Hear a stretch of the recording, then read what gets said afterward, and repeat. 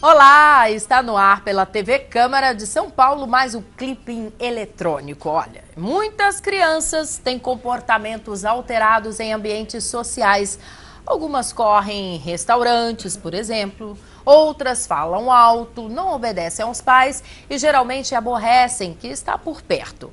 Mas o que quase ninguém sabe é que provavelmente muitas dessas crianças têm ou são portadoras de uma doença chamada TDAH, que é o transtorno de déficit de atenção e hiperatividade. Você já ouviu falar? Não? Então preste atenção na minha entrevista aqui, que eu recebo para falar sobre esse problema com ela, que lida com essas situações sempre.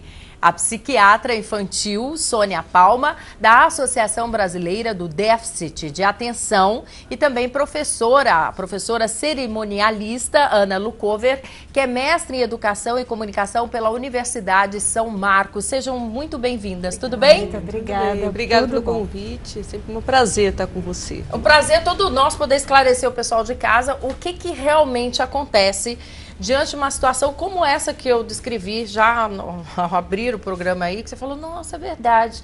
Quando não tem dentro de casa, acontece da gente ver em ambientes sociais, não é? Sempre recai o problema sobre os pais, não é isso, Ana Lucover? É pena que os pais às vezes não assumem isso e preferem deixar para que os terapeutas, os professores assumam essa parte da criação, que muitas vezes não é uma questão de síndrome, de nenhuma doença, e simplesmente de postura, de educação. Existe uma postura social estabelecida também para crianças? Sem dúvida nenhuma, sem dúvida nenhuma. A criança deve desde cedo saber quais são os seus limites e saber como conviver em comunidade, em sociedade. E saber até onde a sua liberdade vai e até onde ela deve parar para respeitar o próximo. Não, mas aí todo mundo fala, mas é criança, deixa aborrecer quem está do lado, né? Deixa.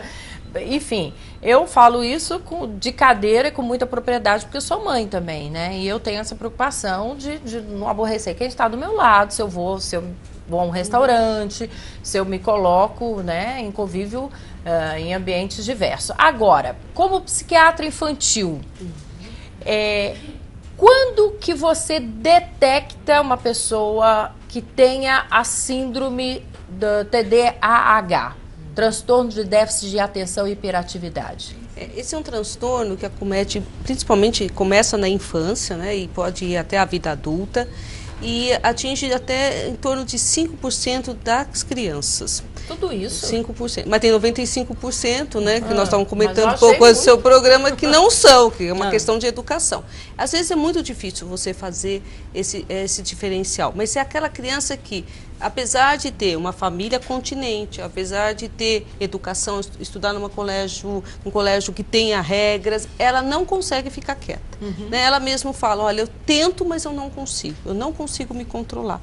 São estas crianças que a gente começa a pensar que tem o transtorno de déficit de atenção e a hiperatividade. Uma hiperatividade muito maior do que o esperado até para uma criança, por exemplo, sem educação. Né? E é uma questão, por exemplo, que às vezes os pais também são agitados, porque é hereditário, né? Tem uma base de herança, e muitas vezes os pais também são agitados, as crianças também. Aí tem as duas questões, tem a questão do transtorno e a questão, muitas vezes, do própria falta de limite gerada pelos pais que têm o transtorno. Aí eu tô de fora e tô assistindo a isso tudo. E aí a Ana Lucova tá do meu lado assistindo a isso também. Que, aliás, hoje, mais do que nunca, a gente tem tido auxílio através da televisão de pedagogas, de pessoas que ajudam na educação, inclusive dos filhos. Nos Estados Unidos, muito mais frequente que aqui no Brasil.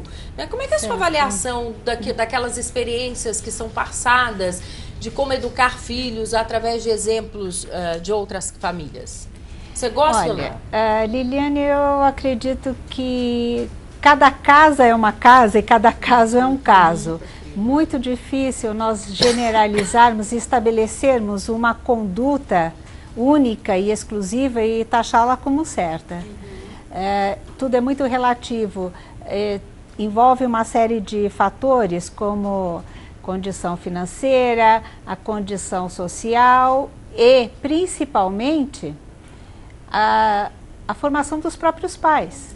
Os pais vão passar os valores que eles obtiveram.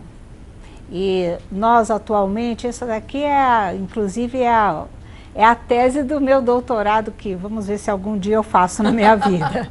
Mas é justamente o que os pais vão passar para os filhos. Se os pais não têm valores para passar para os filhos, eles fatalmente serão adultos, crianças mal educadas, como nós gostamos de taxar, e adultos totalmente perdidos e fora de um contexto social, porque vivemos em sociedade. Temos que estabelecer desde o começo, desde a nossa infância, e não sermos condescendentes, é criança e criança pode, não, porque essa criança será um adulto.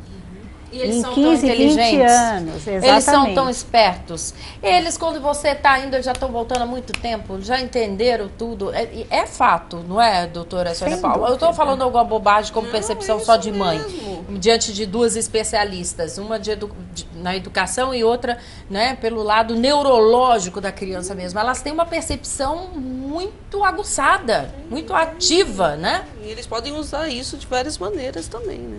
E aí, em que momento a educadora, os avós, porque segundo a Ana Lukovar, alguns pais rejeitam admitir que o seu filho possa estar fora, né, de um padrão, porque já acha que um problema neurológico é louco, não é assim?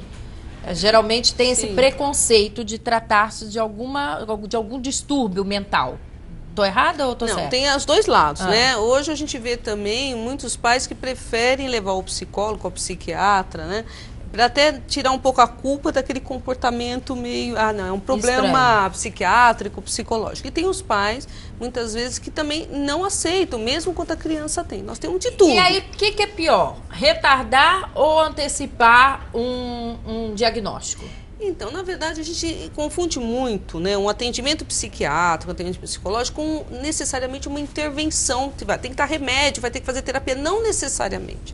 O que a gente propõe é que faça um estudo do caso, faça um diagnóstico e o acompanhamento. Não necessariamente você precisa medicar todas as crianças ou precisa fazer intervenções muito sérias, mas pelo menos você acompanhar essas crianças que apresentam um risco de um comportamento inadequado, que a gente chama disruptivo, né? Aquele comportamento que vai no restaurante, derruba tudo, tropeça no garçom, incomoda as pessoas da mesa, mas numa intensidade maior do que o esperado para uma criança só sem educação.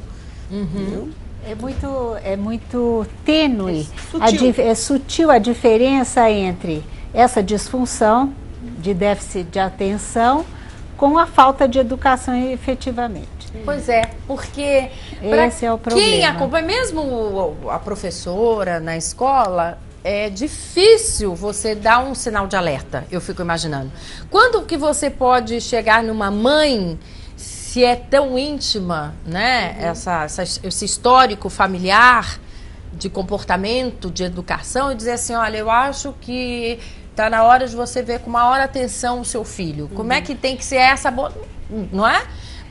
Eu fico imaginando, a escola hoje ficou com essa responsabilidade muito árdua de educar. Que não é, dela. Não é a função, papel, né? Não é a função da escola educar e fazer com que o indivíduo tenha valores, que tenha ética, que tenha postura, e isso compete aos pais. Porém, é o que nós estávamos discutindo antes de entrarmos no programa. E o programa bom é assim, né? A discussão não acontece antes. É muito difícil educar, dá muito trabalho. Então, e não tem curso nem manual.